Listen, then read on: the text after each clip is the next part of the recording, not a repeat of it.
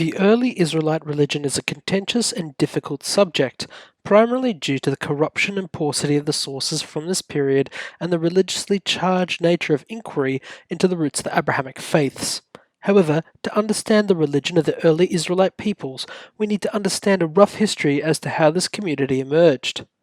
The early Israelite peoples came from the northwestern Semitic-speaking peoples called the Canaanites, who originated from the Levant, now modern-day Israel and Palestine. Although the nature of the original separation of the Israelites from their Canaanite neighbours is uncertain, most modern scholars reject the biblical account of a large migration from Egypt as described in the Torah. In the 9th century BCE, the two Iron Age kingdoms of Israel in the north and Judah in the south emerged, sharing common customs and a god called Yahweh. Judah is the name from which the term Jew and Jewish are derived, although initially such a term had little to do with one's religion, but was instead a national or geographic indicator. By the late 8th century, both Judah and Israel had fallen under the vassalage of Assyria, and Israel was destroyed following a failed rebellion in 722 BCE. Assyria was replaced by the Neo-Babylonian Empire, and the Kingdom of Judah was subjugated in 586 BCE, including the destruction of the capital, Jerusalem. The Babylonians instituted a policy of deportation, removing the Judah elite to the Babylonian capital. However, following the conquests of Cyrus the Great and the Persian Empire in 539 BCE, the Babylonian exiles were allowed to return to Judah and were instrumental in both ruling Jerusalem and the transformation of the early Israelite religion into early Judaism, also called Second Temple Judaism. The most complete source we have for the early Israelite religion is the Torah, which is the first 5 books of the Tanakh, or Old Testament as it's called in the Christian faith. The name Tanakh is an acronym of the 3 components of the Jewish scriptures: the Torah, Hebrew for teaching, Nevim, which means prophets, and Ketuvim, or writings. The later rabbinic tradition also claims that the oral teachings of the Jewish community, also called the Oral Torah, is authoritative with this regard, but modern scholarship places the development of this system later in urban Jewish communities around the time of the Persian conquests. The first book of the Tanakh, the Torah, serves perhaps as the most authoritative textual source in understanding the early Israelite religion, although supplemented with recent archaeological findings. However, the Torah is not merely a simple retelling of the early Israelite faith, but a composition of many different hands over many different centuries, which was compiled, redacted, edited, and rearranged as suited the authors in different historical, political, and religious circumstances. One of the most influential models for understanding this process has been the documentary hypothesis, which posits 4 main sources for the composition of the Torah. Although the 20th century consensus around this hypothesis has collapsed, it remains a useful starting point for understanding modern biblical criticism and potential competing and divergent themes in ancient Palestine. The earliest source of the Torah, according to the documentary hypothesis, is called Yahwist, and is believed to have initially emerged in the 10th to the 9th century BCE, and is defined by using the term Yahweh to refer to God, and appears to be associated with the southern traditions of the Kingdom of Judah.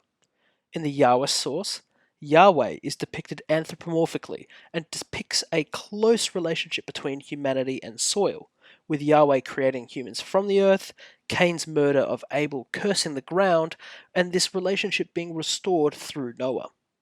The Yahweh source also repeatedly delineates the separation between the divine and the human, through the casting out of Adam and Eve after consuming the forbidden fruit, the destruction of earth following the sexual union of the otherwise elusive Nephilim, or sons of God, and the collapse of the Tower of Babel as Yahweh seeks to prevent humans from usurping his divine position. The third theme in this source is the progressive corruption of humanity, with Eve's disobedience, the murder of Abel, and then the destruction of the flood. The second source, dated to some time in the 9th century BCE, is defined by use of the word Elohim, which is the plural form of the early Semitic word El, meaning God. As the Israelite religion became more monotheistic, this term dropped its plural meaning. It appears, in contrast to the Yahwist source, to be more associated with the northern kingdom of Israel, or later Samaria. Although considered to be much more fragmentary than the Yahwist source, the Elohist source is nowadays rejected as a coherent singular source, instead acting as a stand-in for the numerous individual fragments, potentially imported into the southern kingdom of Judah by refugees coming from the north following the conquest of the Assyrians. The most important aspect of this hypothetical source or group of sources is the introduction of an abstract divine figure, rather than the more anthropomorphic form found in the Yahwist source.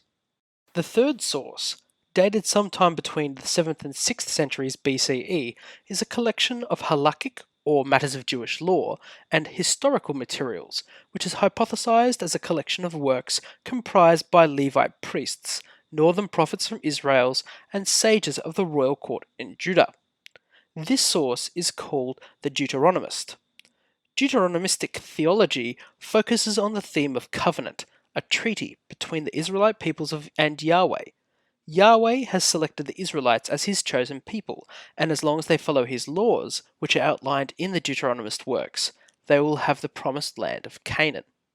However, this covenant is conditional, and if the Israelite tribes aren't faithful, they will lose the land. The theme of covenant, although most pronounced in the Deuteronomist source, also appears in the story of Noah, with Yahweh promising not to flood the world again, and even in the initial command to both Adam and Eve not to eat the fruit of the tree of knowledge of good and evil. The final proposed source in the documentary hypothesis is the priestly source, dated 6th to 5th century BCE. This source is seen as glorifying the position and role of the priestly class in early Israelite society, and is primarily concerned with priestly matters such as rules and rituals of worship and genealogies. The Yahweh of the priestly source is transcendent and omnipotent, constantly reinforcing that even when all seems lost, Yahweh remains present. It is also deeply concerned with the Israelites maintaining their own unique identity by avoiding intermarriage with non-Israelites. Finally, it is also very concerned with ritual purity, developing elaborate rules and rituals aimed at creating and preserving this purity. In the late 20th century, the consensus surrounding a four-source model for the formation of the Torah collapsed. Two newer hypotheses have emerged. The first is a fragmentary hypothesis, which sees the Torah as a compilation of shorter, independent narratives which were smashed together and edited in two independent phases. First, a Deuteronomistic phase, and secondly, a priestly. The second new hypothesis is the supplementary, which argues the Torah is the result of grafting two independent works, one Yahwist and the other priestly, onto a third existing corpus of work. Neither of these two hypotheses have attained the same level of influence as the original documentary hypothesis, which still lives on with some adherents. What is key to note is that the Torah, our primary source for early Israelite tradition and religion, is a compilation of other works, which has been edited to suit the agenda and interest of later writers, probably living during the period of Persian rule. So having examined this important text, we can now ask, what was the early religion of the Israelite tribes? Initially, it appears that, like many of the peoples of the Near East, Yahweh was a national god, who claimed dominion over the Israelites, but whose existence did not preclude the existence of other gods. The difference between this early religious system and later Judaism is so significant that many scholars prefer to use the term Yahwism to differentiate from later Jewish faith and religion. The difference is shown in the ambiguous use of the pluralistic term Elohim, the references to the sons of God throughout the Tanakh, which are often now translated as angels, and the modern archaeology which has shown early Israelite depictions of Yahweh as living with a consort goddess called Asherah, much like other Near Eastern gods. Some depictions even show Yahweh and Asherah as bulls, and existing as the rulers of a pantheon of lesser divinities. It is hypothesized that a movement towards henotheism, or the worship of one god without denying the existence of other gods, began in the northern kingdom of Israel, but was transplanted to Judah following the conquests and reconquests of Israel by the Assyrians. Following the fall of Assyria, it is hypothesized that this henotheistic movement, which had become popular with the Judah elite, pushed for the monarchy to recognize Yahweh alone as the God of the Israelites, with the success of this movement represented by the covenant being recorded in the Torah in the same manner as the suzerainty treaties of the Assyrians, which Yahweh replaced as the true ruler of the lands of Judah and Israel. The adoption of this henotheistic model was popular with the monarchy and priests, as it centralized religious power and authority on the center of Jerusalem, which allowed for greater political and secular authority and control.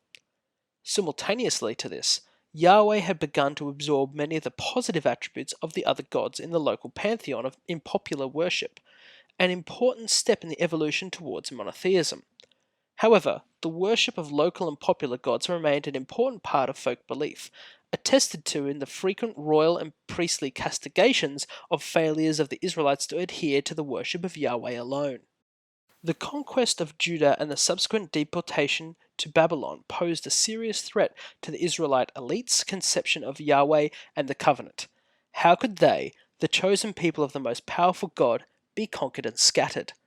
It was in reaction to this conquest that the henotheistic Yahweh alone movement morphed and changed, with a focus on covenant, the wrathful nature of Yahweh, and the elevation of Yahweh from not only the sole God of the Israelites, but the only true God, occurred. This was the birth of Abrahamic monotheism. Without these developments, the Israelite religion and the Yahweh alone movement may have simply ceased to exist, and it is probable that many Israelite elites and exiles assimilated into Babylonian culture. However, those who clung to their Israelite identity retained their separate identity, allowing them to come home following the Persian conquests and policies of repatriation. It is also hypothesized that some of these monotheistic tendencies could have been adopted or synthesized from the dualistic faith of the Persians, Zoroastrianism, although once again even this ancient faith was nowhere near as clearly dualistic compared to its modern successor. What is clear is that some of the apocalyptic tendencies of Zoroastrianism became influential in Jewish religious literature, spawning the apocalyptic writings that would become very influential in later Second Temple Judaism. The return of some of these exiles was a turning point for the Yahwism of the Israelites. The majority of the common people of Judah and Israel had simply continued to live on in Palestine, and the return of the elite exiles caused significant social and theological strife. The obsession with purity and separate identity had allowed the exiles to retain their unique identity in Babylon, but when they returned to Jerusalem, their attempts to enforce these strict rules of bloodline purity and avoidance of marriage with non-Israelites was met with consternation. Furthermore, the demand to centralize worship in Jerusalem alienated northern Israelites, who rejected the southern claims of Judah to the centrality of the city. Instead, they built their own center of worship in Mount Gerizim to the north. These peoples became the Samaritans, who developed their own version of the Torah which downplays the role of Jerusalem and Judah. The Samaritans would have at times hostile, at times cooperative relationship with the Israelites, who adhered to the faith as proclaimed in Jerusalem. Although seen as schismatics, the southern Israelites also saw the Samaritans as a related and cousin people. With these developments, the transformation of Yahwism to Judaism can be said to have truly commenced. The confluence of monotheism and the focus on a separate Jewish identity coalesced into religious tradition that would both serve as the bedrock of future Abrahamic monotheism, such as in Christianity and Islam, while at the same time becoming the ancestor of the Jewish religion which has survived down to this time, although with many changes.